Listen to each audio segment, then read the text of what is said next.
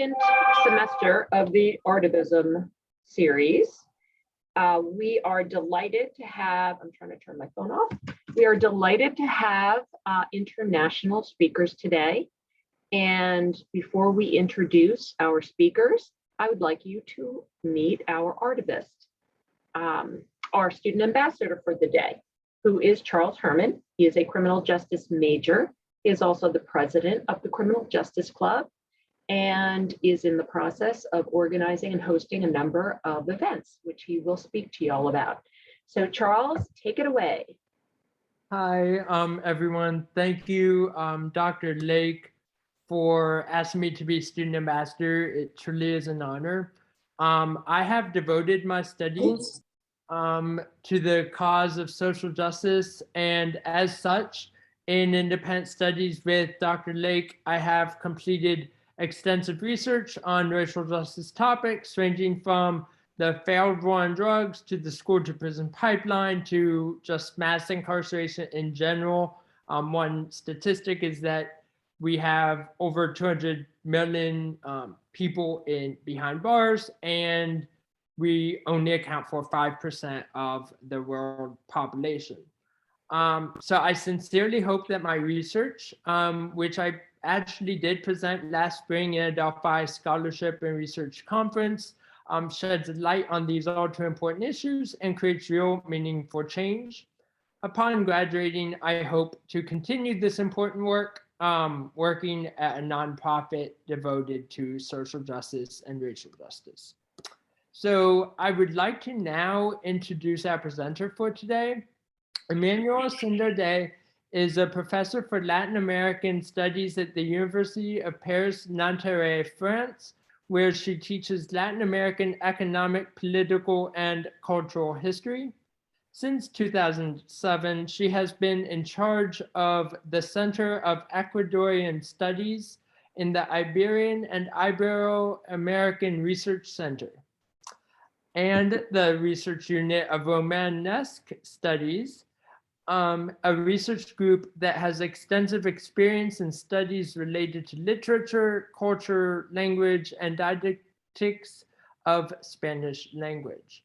She is a recognized expert on Hispanic studies, and her research focuses on nation building, nationalism, cultural policies in the 19th and 20th centuries in Latin America and in the Philippines.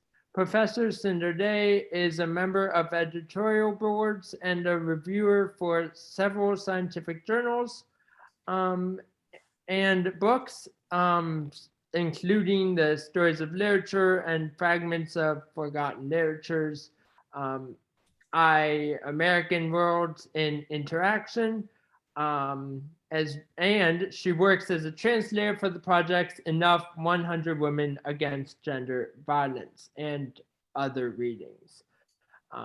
So welcome, Professor Sinardet. Thank you, Charles. Hi, everyone.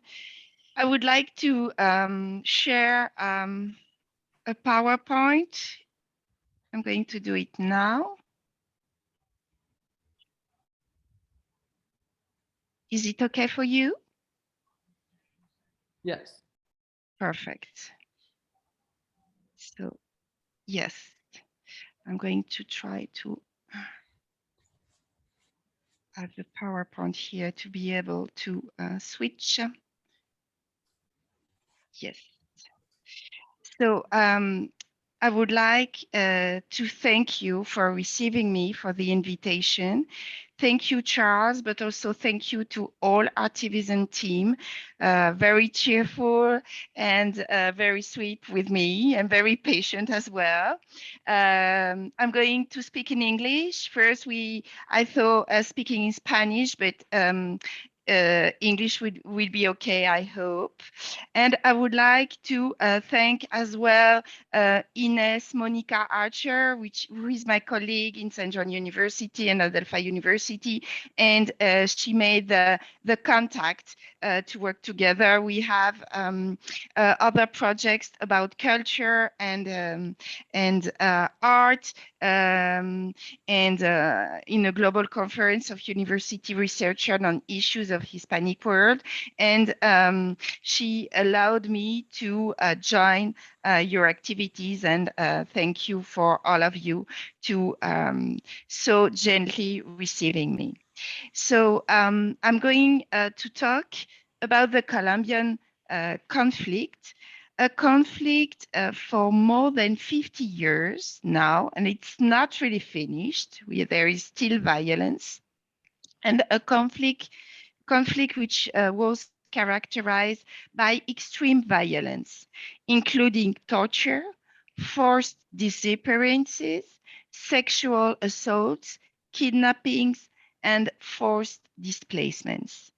Nearly 300,000 Colombians lost their lives or were forcibly disappeared in the framework of that conflict, and without many families knowing now about their whereabouts today. And I'm going to, sorry, to switch image.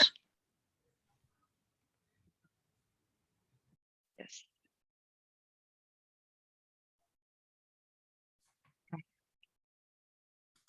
Sorry, I'm trying to catch. So, yes, sorry. So the human geography of the countryside in Colombia and of cities as well has undergone important, huge transformations due to the 6 million Colombians uprooted from their homes and lands. And despite pain and dispossession, they have been forced to rebuild their lives in new concepts, in big cities mainly. So the psychosocial affectation has also been and continues to be extreme, fueling the impression of a great Colombian collective haze. And this image of a haze of memory, is Érika Diettes one, and this artist, Colombian artist, tries to help dissolve the opacity of this haze through works, artistic works, that approach the conflict from the perspective of the victims. She tries to make visible their pain, their feeling of loneliness, and their helplessness. This haze can also be interpreted as the silence about the violence committed, which affects both the direct victims who suffered the violence firsthand, but also the collateral, I don't like the word, but the indirect victims, the relatives, families who survived the disappearance of their loved ones. In fact, they have rarely received due attention from the justice authorities, society. Their status as victim is not always recognized. Their voices are silenced, they remain unheard. Many victims remain silent for years about their experience. Both the silence of the victims and the silence about their dramatic experience point to a form of collective indifference, of apathy, which means one more violence and additional pain as a denial of suffering and a denial of their dignity. Of course, silence makes the victim invisible, but it also means that this recent history, violent history, is already and nowadays threatened by oblivion.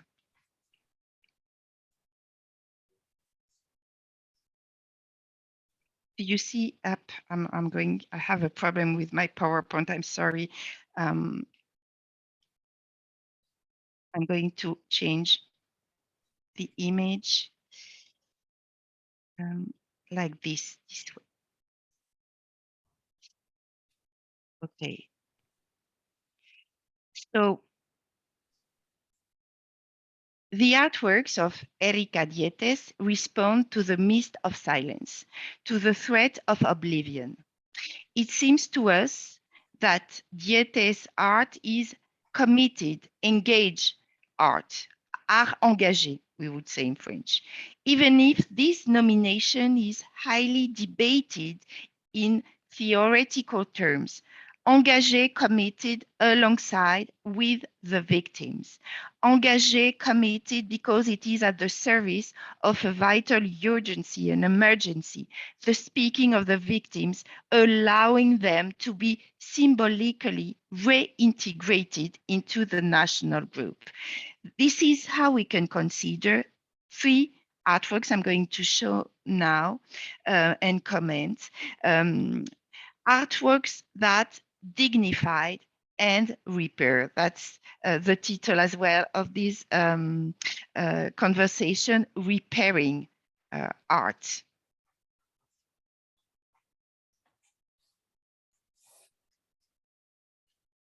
So the first piece of work is named Rio Abajo. In English, it will be drifting away.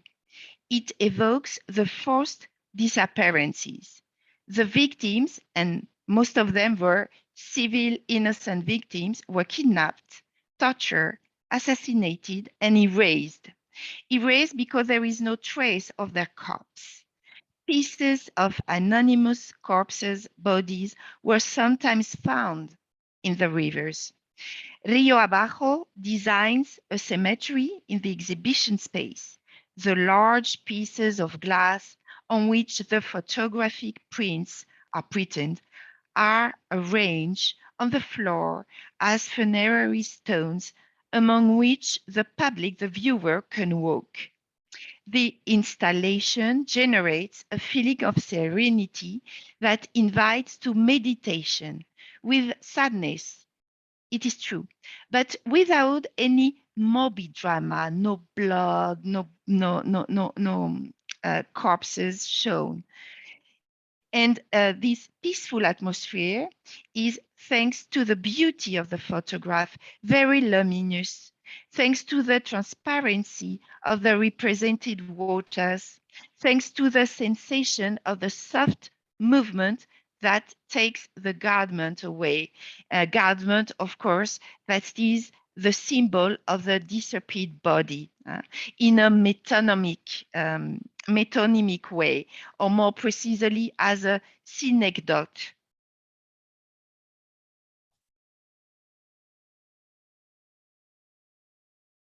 So the emotion of the public is born both from this metonymic way of showing the body, the dead body, the synecdoche, presence of the deceased, a present that is restored here after having been denied. This is as well the recognition of their suffering. With their humanity restored, the victims can finally rest, and the spectator, the public, is a participant. We are all the participant of the symbolic transformation of the space into a cemetery. As he or she moves, we move. Here we cannot move, but we move. We see the photographic stela stone.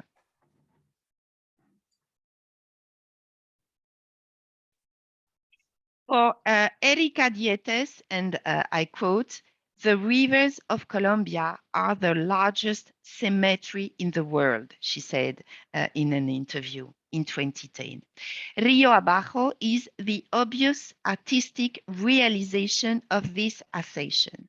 At first glance, it qualifies the traditional metaphor of the river as a source of life, or as an element of communication that unites men, as it refers to violence and death, indeed, to the aberrant methods of eliminating victims.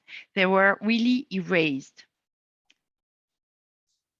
But precisely, Diettes' work consists in capturing a river that allows the restoration of dignity, denying oblivion. It is a promise of a possible reconciliation with a traumatic past. In reality, indeed, Rio Abajo transcends the deadly spaces of silence and death into spaces of living memory. As said, it fabricates traces, memories that actualize the past in the present. But it also fabricates an image that is survivance. This is a word used by Didi Herman. And with this image of survivance, the image solicits not only the public's, the viewer's gaze, but our whole person, our person as a sensitive, cultural, psychological, and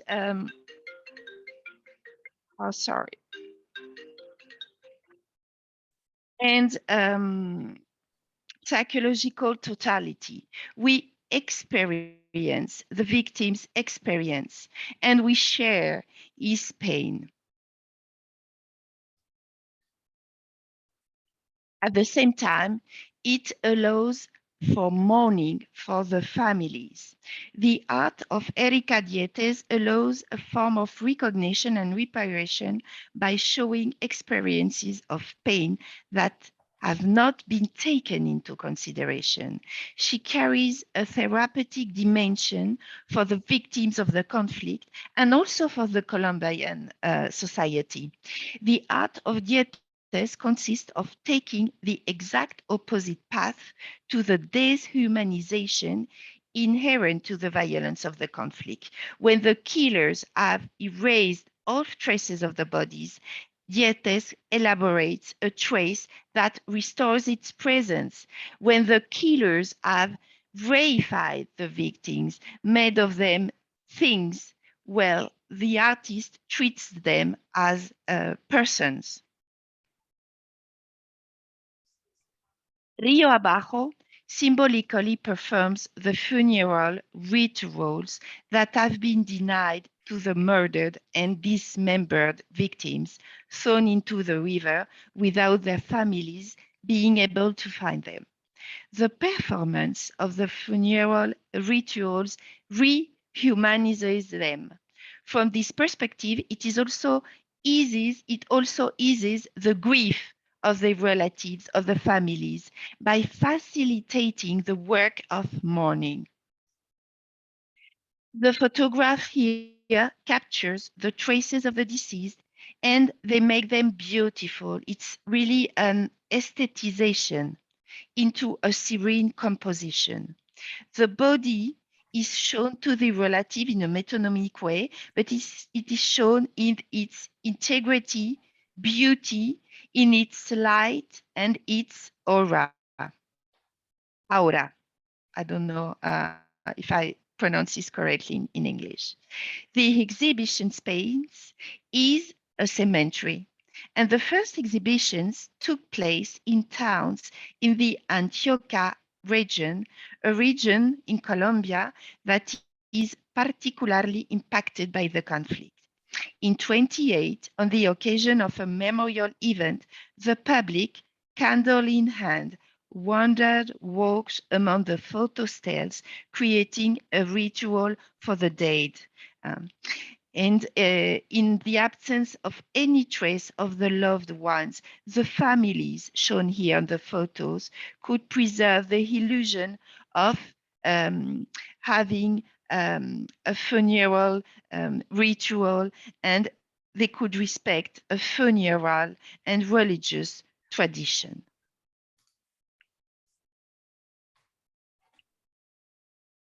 Another piece of work is Sudarios. And we see in Sudarios as well such dynamics that exist in Rio Abajo. Sudarios means shrouds. It's a 2011 piece of art. 20 black and white close-up portraits on dark backgrounds. and they are printed on elegant large silk veils, hung in sacred spaces, churches mostly. And in those churches, the portraits are like floating in the air. So the Shrouds Sudarios series is the result of a collaborating work with other victims of the violence of the conflict. Most of them humble women from the region of Antioquia who have been forced to witness the torture inflicted to loved ones. This work began with the testimony of a woman who was forced to watch her mother's eyes being gouged out and her tongue cut out. In the presence, of course, of a psychologist, after several meetings and interviews, Diettes captures the image of the women as they narrate the most dramatic moment of the traumatic experience, the meticulous preparation of the photographic sessions, the relationship of trust established between the victims and the artist. The collaborative process are all part of the work. In other words, the photography we see here is more than an image, it is a testimony, and it's a work which is destined to speak, to talk to us.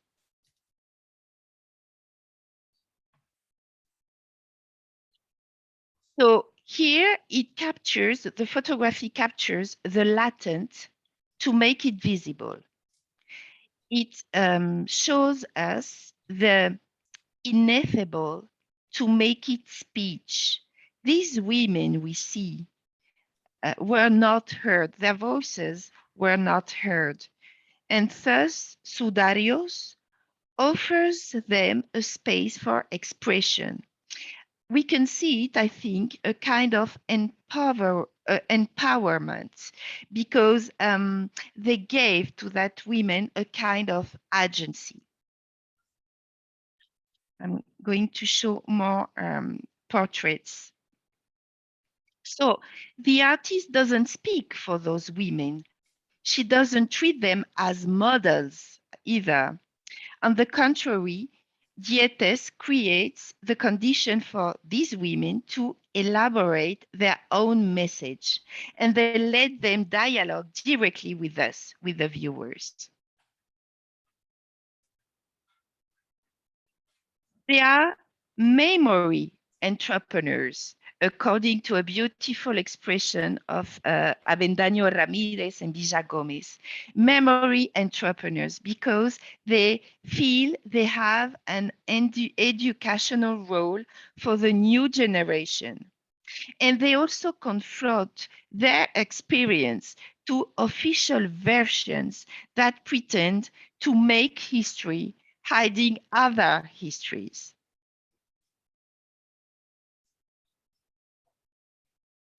The exhibition space, as we said, is also very important in Diettes' works. It is here sacred spaces. Most of them are churches.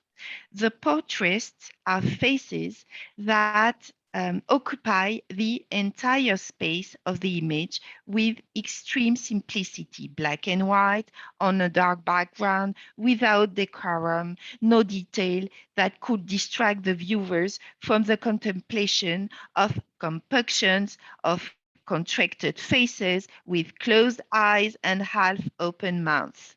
So, of course, the portraits are elegant, are beautiful, but it is not an aestheticization of pain.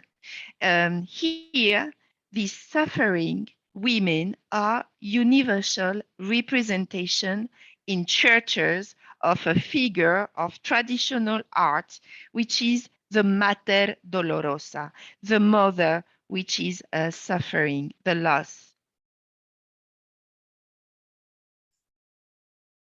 it produces a kind of sublimation of these women, humble women. These women are new figures of the Mater Dolorosa, and they get immanent presences to explain, to tell us, to narrate their experience. They are transmitting it, and they fight as well against oblivion. They invite us to share a memory that is not a repetition of pain. There is no morbid aesthetic here, but an invitation to build a new future.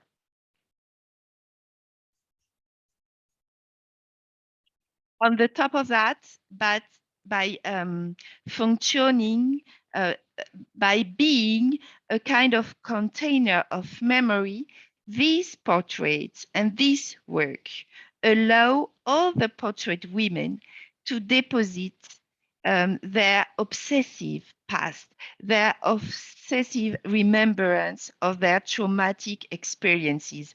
What they narrate to us is really the testimony of torture.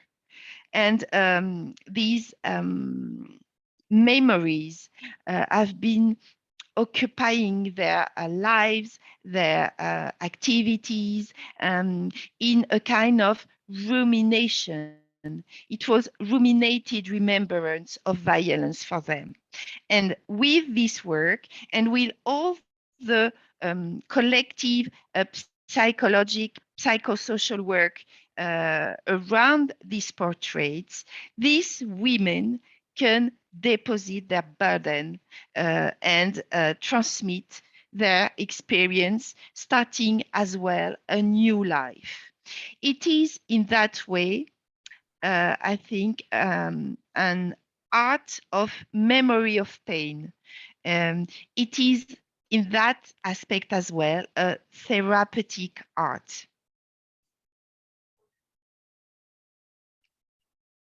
So the third work I would like to comment is Relicarios. I hope I'm pronouncing well. Relicarios.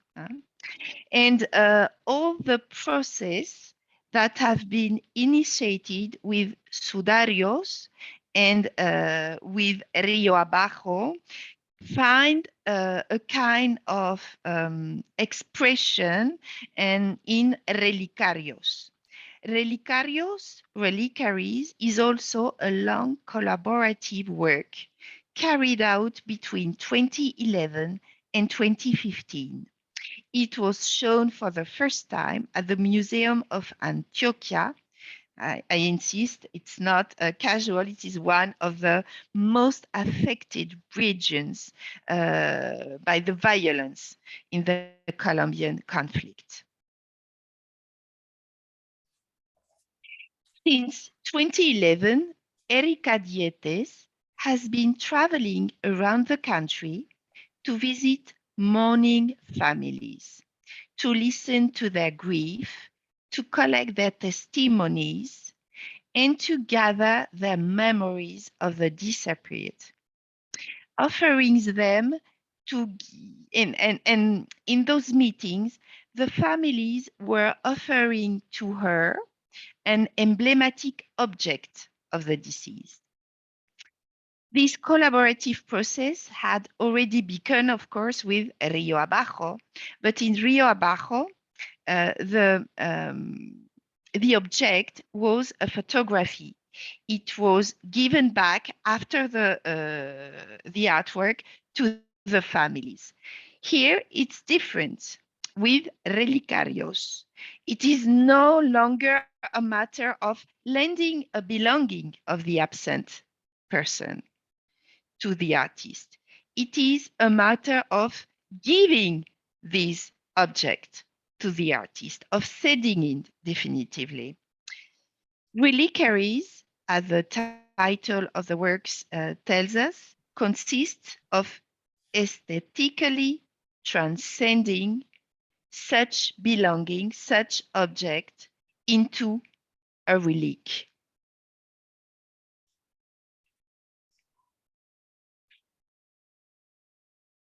So here the artist no longer uses photography. She makes capsules that preserve physically and not only metaphorically that object. In fact, Relicarios preserves doubly. On the one hand, the artist keeps the object with her in a definitive way, but on the other hand, and at the same time, she protects the object from the damages of time and she preserves it from any degradation.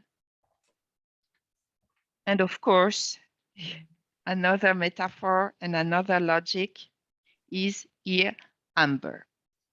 One of the difficulties for Diettes has been to define the ideal conservation technique, which explains the long process of elaboration of the work, almost 5 years. The solution was rubber, tripolymer rubber, a translucent material with a strong aesthetic potential. It's here evoking amber in texture and in color. The object of the deceased persons is bathed in the rubber tripolymer into square glasses capsule, 30 centimeters. And evidently, the process is reminiscent of fossilization in amber, a fossilization in amber which is capable of defying time and thus of banning oblivion.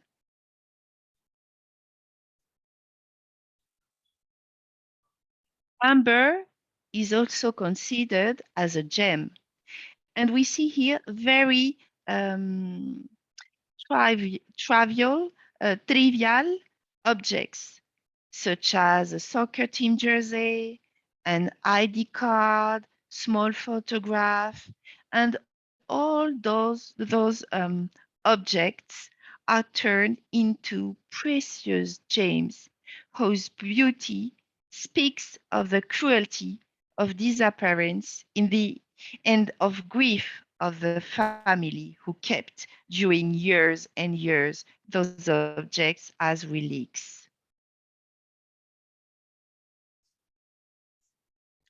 Let us note the absence, again, and I insist, of all morbidity and dramatization. The light is peaceful. Moreover, here, the illumination participates in a kind of sacralization of the objects.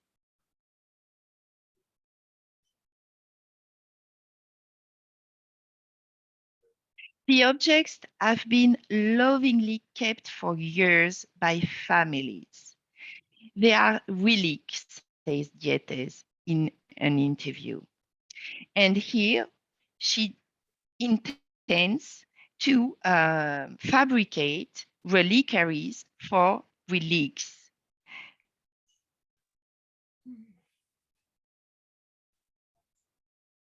The transparent structure of the capsule is reminiscent of the glass boxes in which relics of saints are displayed in Catholic churches. While the capsule reliquaries evoke the martyrdom of saints, and here, of course, the martyrdom of deceased victims of the conflict, they also remind us that they are not destroyed, they are not exterminated.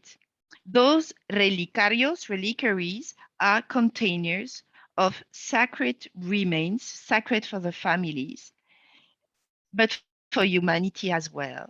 And the reliquaries invoke the mystery of Catholic tradition that defies again death and oblivion.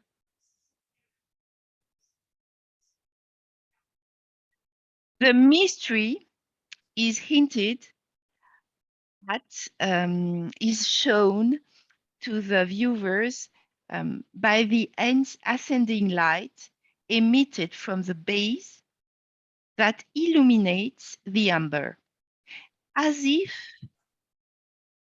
the object was the source of all illuminated. And we see that objects become true relics. It means auratica presence.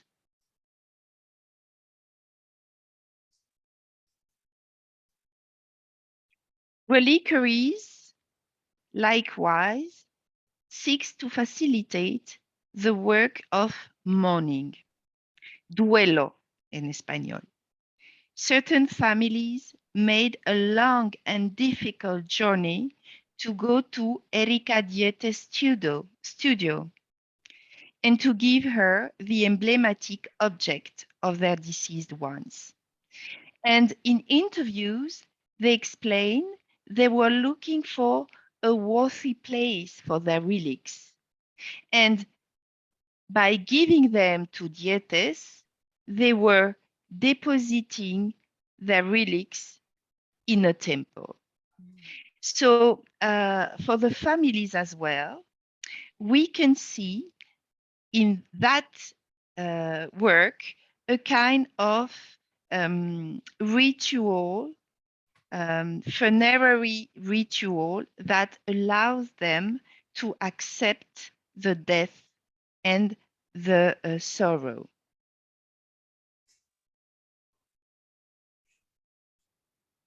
For many families, that gift really signified a stage in the acceptance of death and the gesture of depositing the object also allowed them to deposit part of their grief, to relieve the burden, and try to start a new phase, a new moment of their life. Finally, like Rio Abajo or Sudarios, Relicarios is an installation that creates the conditions for the expression of grief for the families. Diettes, here, as we can see on the photos, arrange 165 capsules and in symmetrical alignments. We see it here, like a cemetery. She has been fabricated rows of tombstones to make a dignifying cemetery for victims that have been ignored.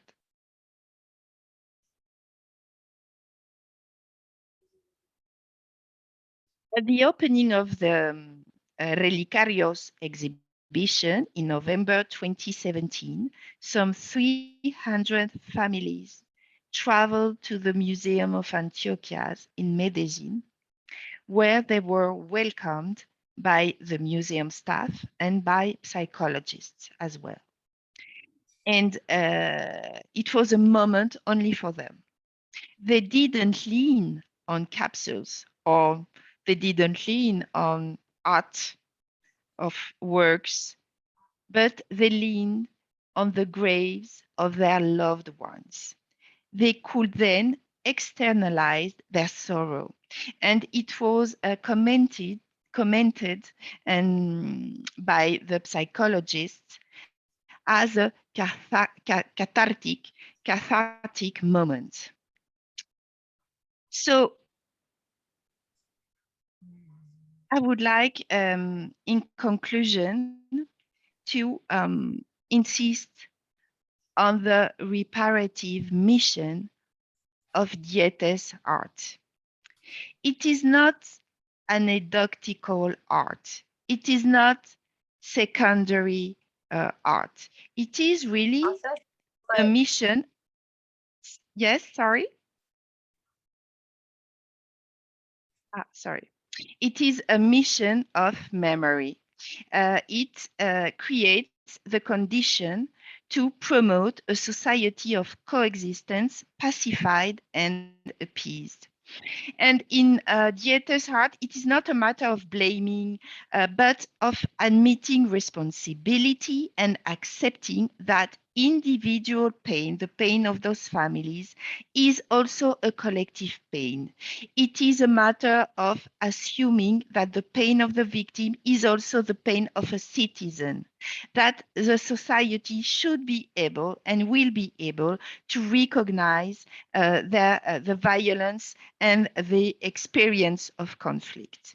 So this work has earned Érika Diettes in 2017 the prestigious Tim Etherington Fellowship Award that supports artistic projects in the service of human rights. And I'm over. I hope I could show the most interesting aspects of those piece of arts. And of course, there is many, many more to comment, to study, and to think about. Thank you very much for your attention.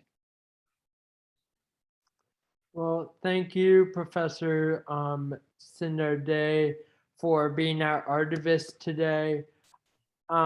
This Wednesday, October the 6th, is the Adelphi's Fall Arts Festival, as many of you may be aware. We were not able to do it last year because of the virus, but we are going to try and do it social distancing this year.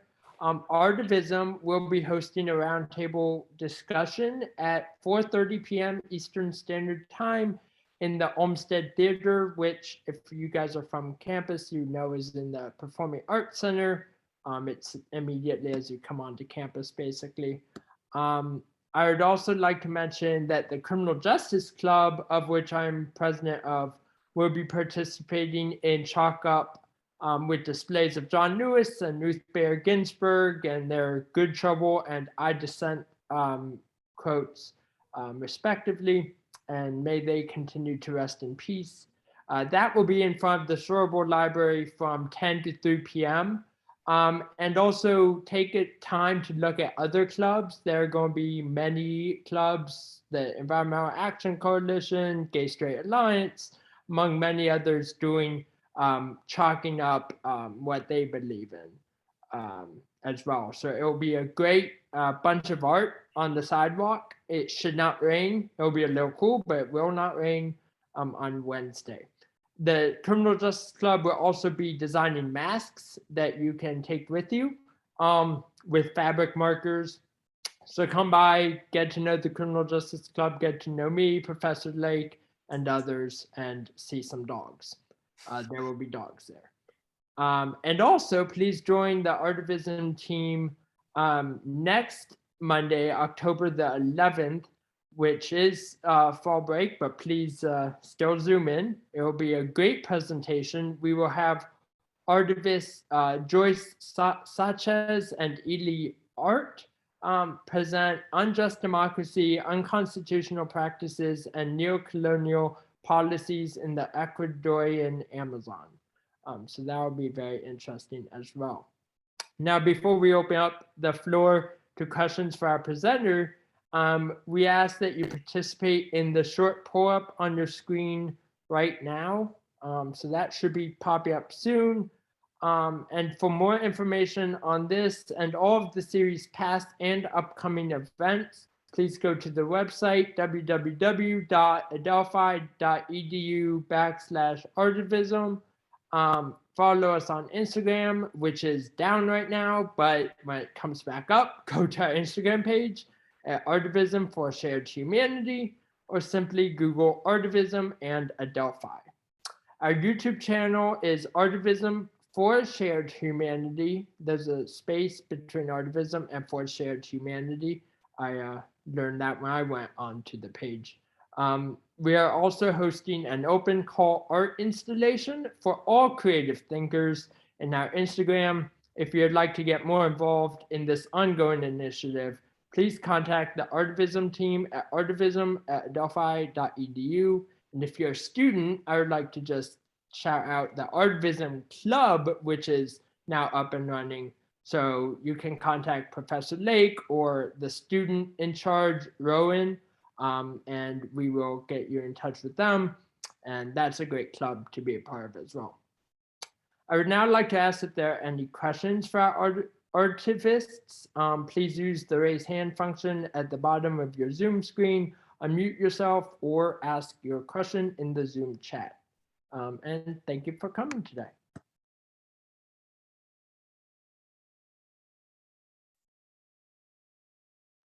I have a quick question.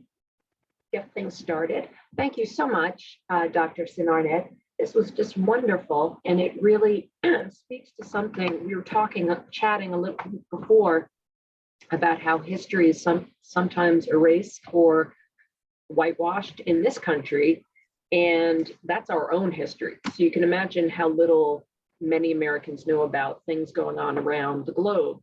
I was lucky enough to remember learning about the mothers of the Plaza de Mayo in Argentina. And this made me think of that, the disappeared, the folks who dissented, who were taken in airplanes and dropped over the Amazon or locked away without word to their families.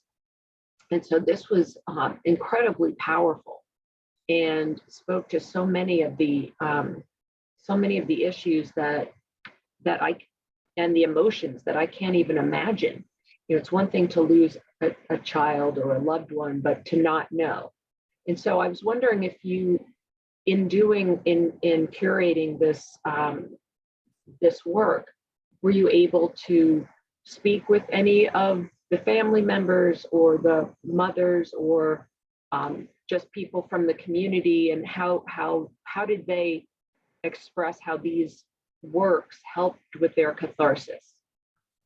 It was in another moment, another opportunity in Medellin in 2014. There is a great work done by la Universidad de Antioquia and most of all by the Museo Casa de la Memoria, Home of Memory. And the way they try to save this memory and to construct it as well, to build it as well with different memories, is based on a collaborative work with mother associations of victims. Most of them have been forced to leave their lands, and they are now in Medellin, which is a capital, a regional capital. Those women created associations where they meet. And one of the work of Museo Casa de la Memoria, Home of Memory, was to first organize some work together with women, just to talk, having a coffee and having an activity together. It could be sewing or doing things, and then they could talk in the presence of somebody qualified to hear what they were telling and try to make them deposit this experience and this testimony. It was the first moment. So I haven't seen that moment, but I was told by colleagues who works with them that it's very tense, and it's something very painful because when you work with them, you receive everything directly. And so they worked based on those meetings. And in the Casa, if you go there to Medellin, please go and visit them. These association have rooms in the museum where they can show those objects. And they make it very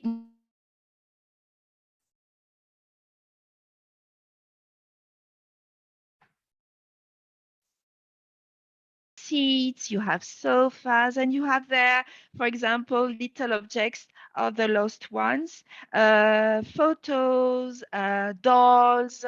And for me, it was a strong experience because when I entered one of those rooms first, I met those ladies and I thought, ladies of the museum, and an exhibition or an installation or a performance.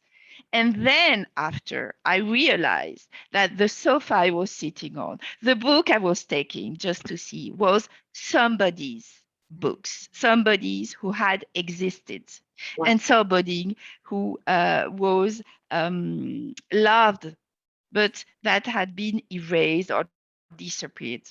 And it was a strong moment because then I didn't ask those women to who they were really. That object is your sons or your brother, but we talked, and I was the one who had to be grateful, but they were very grateful for every visitor to come and to see what they were doing with those objects. Diettes, of course, do the same thing in a very artistical and elaborate way. But those women do the same with those objects because, as you can see, the dignification is based on a work on objects because the corpses are not there here anymore.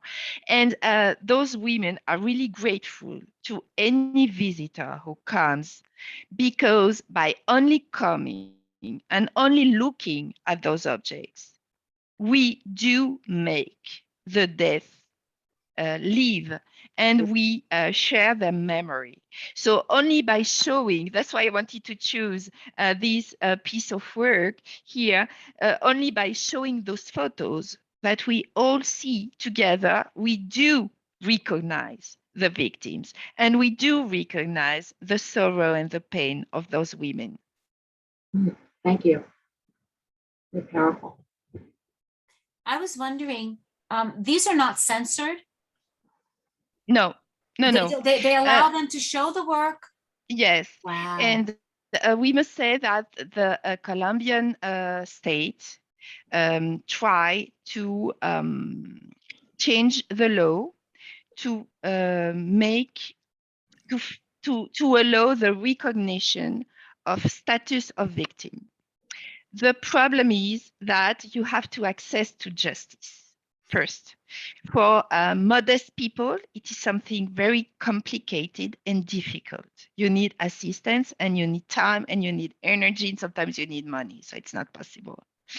And you have to prove as well that you are a victim. But how to prove that this person existed when there is only, as we can see on the photos, a camba or a T-shirt?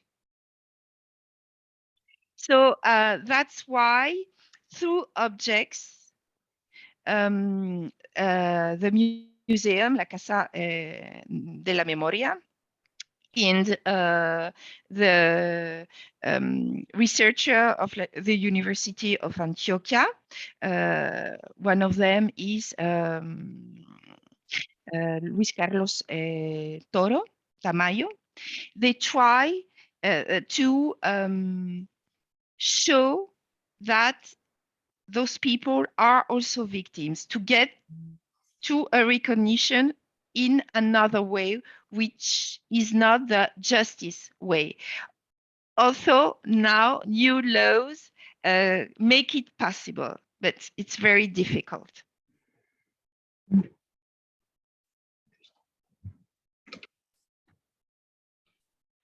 Professor Sinardet, thank you very much for the wonderful presentation and this topic. What comes to mind is, in a society that, I'm generalizing, but wants to hide pain and wants to always put a happy face, right? Like, how can we open the door for more of these type of conversations that will not be on, like you were saying, on the other side of the spectrum, right? That it will be dignifying rather than just exploiting the pain of others, as you might see in some contexts in, documentaries or movies and so on, right? Also, like from the ethnographic part, where people just go and extract the ideas or the situation from a particular location.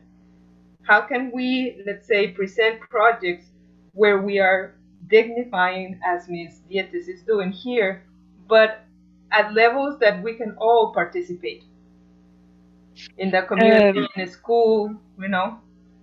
It's a very good question. I think that Diettes shows us an answer, a possible way, because first of all, she doesn't show the violence. Mm-hmm. She doesn't show it at all. The victims are here, and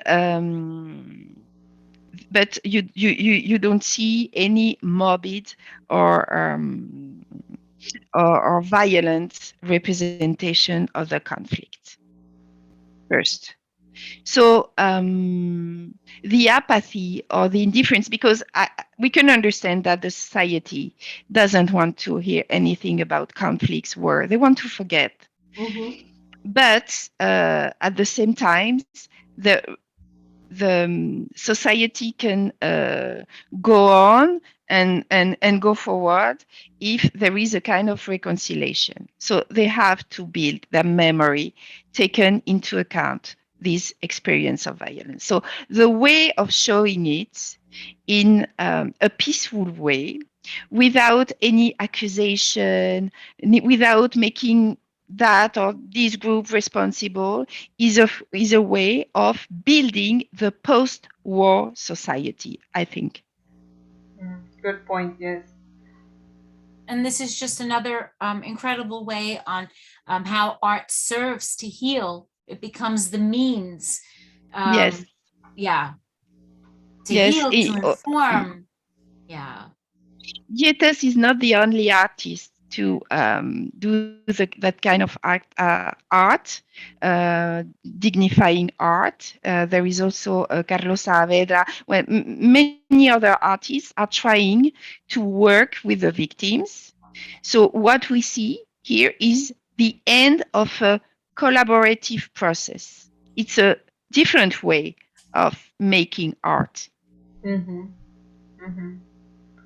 But that also brings to mind the current status of the art world and how that also needs to be redressed in order for artists that will be going more on this line, right? That is not for per se blockbuster in the sense of let's attract you with violence kind of things. It's another aesthetic, right? And it's a different way of doing the show. And how are we gathering our audience that is so used to the gory to come and see it, right? So we have to work with the curators, with the gallery spaces to promote these shows in order to start having those conversations with the audience, with the public, and start reframing what conflict and post-conflict and resolution, reconciliation looks like. It's like one of my professors said, peace is not the absence of conflict. And if we start thinking in those lines of what is peace, because if peace is not the absence of conflict, what is it? So it's the same here, right? In the sense of here's the beautiful image that Ms. Diettes is creating, the powerful message that is conveying, and the topic that is so profound. Yes, definitively, yeah.